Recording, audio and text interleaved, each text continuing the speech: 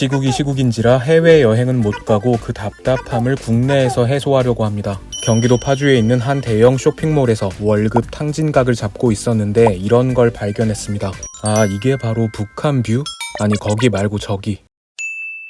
땅이 붙어있다 보니 이렇게 파주나 철원, 연천 쪽에 오면 북한이 훤히 보이고 당장 기차나 버스 같은 대중교통으로도 갈 수 있을 것처럼 보이는데, 그렇다면 언젠가 한반도에 진짜 평화가 찾아오면 비행기 없이도 기차 타고 북한을 지나 유럽까지 쭉 갈 수 있게 되는 걸까요? 대한민국의 위쪽으로 길이 뚫리면 어떤 것들이 가능해질까요? 그 언젠가에 대한 교양만두 시작합니다.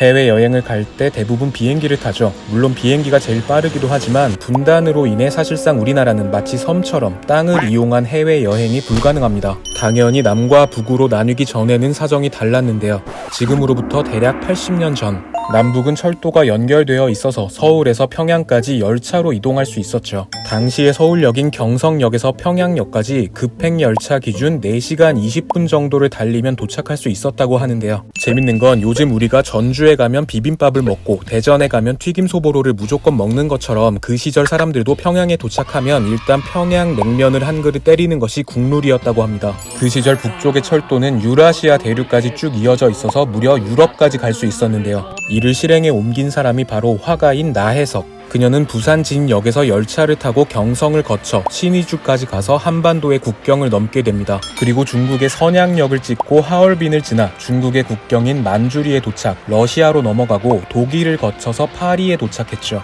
중간중간 내려서 지인을 만나는 시간을 제외하면 부산에서 파리까지 기차를 타는 시간만 대략 20일 정도가 걸렸다고 합니다. 이거 열차 환승하는 것만도 개빡셀 것 같긴 한데요. 시베리아 횡단할 때는 이런 뷰가 내내 이어진다고 하니까 갈만할 것 같기도 합니다. 아무튼 나혜석은 프랑스에서 배를 타고 미국으로 건너가 서양 문화를 살폈고 다시 배를 타고 일본에서 환승해서 돌아왔습니다. 서양 문물을 제대로 접하려고 현지인 집에서 머무르며 장장 1년 8개월 동안 세계 일주를 한 나혜석은 그 후기를 신문과 잡지에 연재하기도 했죠. 이 정도 추진력과 인싸기질인 걸 보면 나혜석은 NFP가 거의 확실하지 않을까 싶습니다. 마라톤의 역사를 쓴 손기정 선수도 올림픽 출전으로 베를린에 갈 때 열차를 타고 갔는데요. 일본에서 부산으로 넘어온 손기정 선수는 서울과 신의주를 거쳐 중국, 러시아, 폴란드를 찍고 13일 만에 베를린에 도착했다고 합니다. 이 토할 것 같은 이동 일정에도 불구하고 엄청난 기량을 발휘한 손기정 선수는 금메달을 따냈죠. 그로부터 80년이 훨씬 지났지만 안타깝게도 이 금메달의 공식 기록은 아직까지 일본의 메달로 남아 있습니다.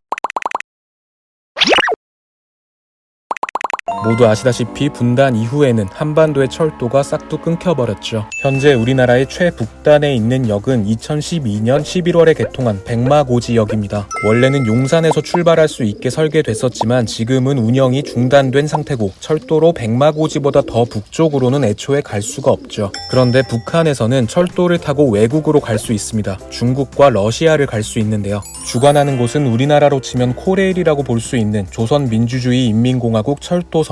북한에서 중국으로 연결된 지점은 신의주에서 단둥, 만포에서 지안, 남양에서 도문 이렇게 3곳이고요. 러시아로는 나진에서 핫산까지 철도가 이어져 있습니다. 레일시시라는 철도 여행 플랫폼에서 북한을 포함한 루트를 검색해보면 우리 한국인 입장에서는 생소한 일이지만 대륙만 연결되어 있다면 얼마든지 기차로 해외여행을 갈 수 있다는 걸 실감하게 됩니다. 평양에서 중국 단둥까지는 7시간이 걸리고 직통열차를 타면 평양에서 베이징까지 24시간에서 25시간 정도 걸린다고 하죠. 북한의 철도시설이 많이 노후화되어 있기 때문에 지금은 시간이 많이 걸리지만 만약 현대의 기술로 북한과 고속철도망을 연결한다면 서울에서 베이징까지 5시간 정도면 갈 수 있다고 하니까 경의선 고속철도가 개통되면 동북아 1일 생활권 시대가 열리는 셈이죠. 당일치기로 베이징 맛집 투어도 싹 가능한 겁니다. 그리고 남북철도가 이어지면 우리도 아까 나혜석처럼 기차로 유럽 여행을 할 수 있을 텐데 어느 세월에 기차 타고 몇 날 며칠을 가냐 싶긴 하지만 미래에는 뭐 이런 하이퍼루프도 생긴다고 하니까 유럽으로의 기차 여행도 한번 기대해 볼 수 있지 않을까요?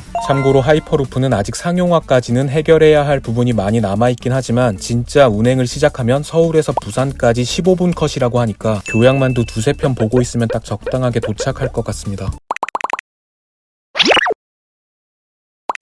북한으로 열차를 타고 여행을 갈 수 있다면 여러분은 어디를 가고 싶으신가요? 여름이 지옥보다 더 싫은 저는 개마고원에 가고 싶습니다. 8월에 평균 기온이 18도에서 20도라고 하니까 에어컨을 튼 것 같은 동네죠. 하지만 겨울에는 뒤집니다. 겨울의 개마고원은 사람을 허락하지 않는 추위를 지니고 있다고 하죠. 대신 동물원에서나 보던 스라손이나 표범도 살고 있다고 합니다. 저는 바다보다 산이 좋은데요. 왠지 북한의 산들은 정말 야생 그대로의 모습을 간직하고 있을 것 같은 뇌피셜이 생깁니다.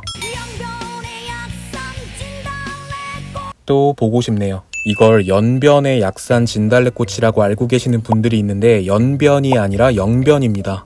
전국 8도 중에 유일하게 남북으로 나뉜 지역 강원도. 우리나라의 강원도는 바다를 품은 관광지의 이미지가 강하지만 북한의 강원도는 항구 도시로서의 역할이 크다고 합니다.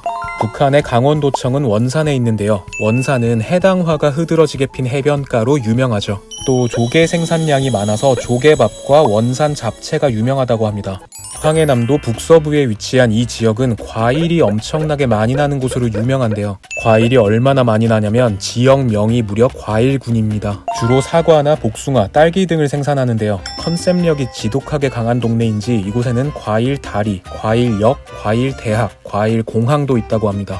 제가 전부터 가보고 싶었던 북한과 가까운 자연의 스멜을 약간 느낄 수 있는 곳도 있는데요. 강원도 양구군에는 민간인 통제구역에 위치한 두타연이라는 폭포가 있습니다. 개발이 제한된 곳이라 사람도 많이 없고 진짜 깨끗하다고 하는데 그냥 갈 수는 없습니다. 민간인 통제구역이라 재입대하지 않는 한 양구군 안보관광지 통합 예약 시스템으로 미리 예약해야 갈 수 있죠. 여러분 정말 남북의 평화가 찾아온다면 단순히 여행 말고도 변하는 게 참 많겠죠. 물류의 운송도 원활해지고 인적 자원은 물론 잠재됐던 토지 개발도 이루어지고 여러모로 대한민국에 좋을 겁니다. 근데 뭐니 해도 군대를 안 갈 수 있지 않을까요? 저희는 남북의 정세 문제는 잘 모르겠고요. 진짜 속편하게 철도로 북한은 물론 유라시아 여행을 할 수 있는 날이 좀 왔으면 좋겠습니다. 언젠가 이 영상이 아시아 기차 여행의 성지가 되길 바라면서 교양만두였습니다.